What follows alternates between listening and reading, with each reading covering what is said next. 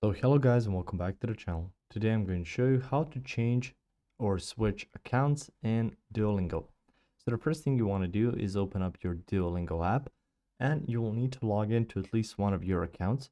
Once you've done that, you can see the course will be right away opened and you can see at the bottom the chest, so quest, something you've added, and you can see some other tabs underneath. Now if you wish to change your profile, go to the three dots. You can then see feed, profile, and practice. Go to profile and you can see your profile settings.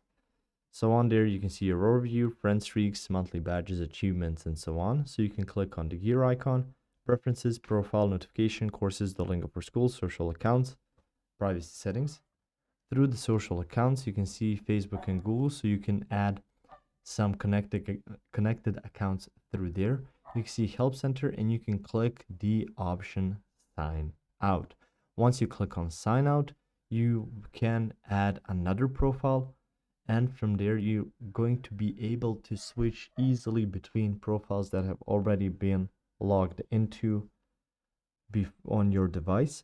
So right now I'm using this profile right here. If I were to go to settings and then scroll all the way down to sign out and do that, I'm gonna be using another profile, but I can easily switch between this profile and the next profile I'll add on this device.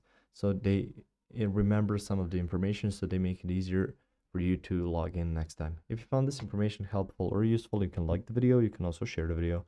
You can subscribe to the channel and click the notification bell to get notified about new videos on Duolingo or some other topics you might find interesting as well. Thank you very much for watching this video, and as always, I will see you guys in the next one. Goodbye.